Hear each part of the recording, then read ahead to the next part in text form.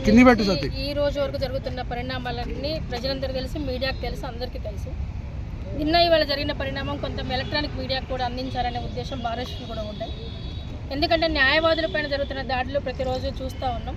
కాకపోతే నిన్నటి నుంచి వాళ్ళ జాగా జరిగిన పరిణామాలు ఏదైతే న్యాయవాది గోదర్కని న్యాయవాది తిలక్ ఉన్నారో తన పైన జరిగినటువంటి అఘాయిత్యానికి సంబంధించి ఒక ప్రైవేట్ కంప్లైంట్ దాఖలు చేశాం. ఎందుకంటే వాళ్ళకి ఒక 4 రోజులు టైం ఇచ్చాము, పోలీసు వాళ్ళు ఏమైనా చర్య తీసుకుంటారేమో దాడి జరిగిన దాని విషయంలోని. కానీ వాళ్ళు ఏమి చర్య తీసుకోకపోవడం మూలాన మేము ఒక ప్రైవేట్ కంప్లైంట్ వేశాం.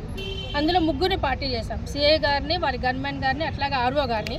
ఎందుకు చేశాము అని అంటే ఏదైతే చట్టం చెబుతుందో ఆ చట్ట ప్రకారం 50,000 ఉండాలి, 50,000 పైబడి ఉండాలి. దాంతోపాటు ఇంక్రిమినేటరీ ఎవిడెన్స్ అంటే కనీసం ఒక బ్యాలెట్ లాంటిదో లేదా ఒక పాంప్లెట్ లాంటిదో లేదా ఒక వాళ్ళ పార్టీకి సంబంధించింది ఏదైనా ఒక సింబల్తో సంబంధించిన ప్రచారం చేస్తున్నప్పుడు మాత్రమే డబ్బులు సీజ్ చేయాలి, పట్టుకోవాలి. ఆ చట్టం తెలిసిన తిలక్ గారు చెబుతున్నారు, నా దగ్గర ఒక పాంప్లెట్ లేదు, నేను కేసు నుంచి ఇంటికి పోతున్నాను చెప్పినా కూడా వినకుండా అతన్ని కొట్టడం, తీసుకెళ్ళి ఆర్ఓ దగ్గర ప్రొడ్యూస్ చేయడం, దాని తర్వాత మేము అందరం వెళ్ళడం, ఈ విషయాన్ని వాళ్ళకి ఎక్స్ప్లెయిన్ చేసినా కూడా వినకపోవడం, తర్వాత సిపి గారి దగ్గరికి వెళ్ళడం, సిపి గారి దగ్గరికి వెళ్ళిన తర్వాత వాళ్ళు యాక్షన్ తీసుకుంటామన్నారు, ఇంతవరకు ఏం తీసుకోకపోవడం మూలాన ఇవన్నీ ఏవైతే రూల్స్ని వైలేట్ చేశారో దానికి వాళ్ళకి శిక్ష జరగాలని చెప్పి మేము ఒక ప్రైవేట్ కంప్లైంట్ వేయడం జరిగింది. వాళ్ళ 3 పైన నిన్న విచారణ జరిగింది.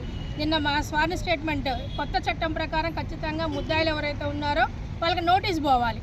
ఆ నోటీస్ ఇవ్వాలన్నా కూడా ముందు ప్రైమా ఫేస్ కేసు ఎస్టాబ్లిష్ చేయాలి. కాబట్టి ఉన్న వీడియో రికార్డ్స్ పెన్ డ్రైవ్ ద్వారా కోర్టులో పెట్టాము. మా తిలక్ యొక్క ఎవిడెన్స్ని కూడా రికార్డ్ చేసిన కోర్టు సాటిస్ఫై అయ్యి ఈరోజు ఆ 3కి నోటీసులతో పాటు వాళ్ళ ఎక్స్ప్లెనేషన్ కూడా కాల్ఫర్ చేయడం జరిగింది. ఎల్లుండికే కేసు పెట్టారు. ఈలోపు ఆ 3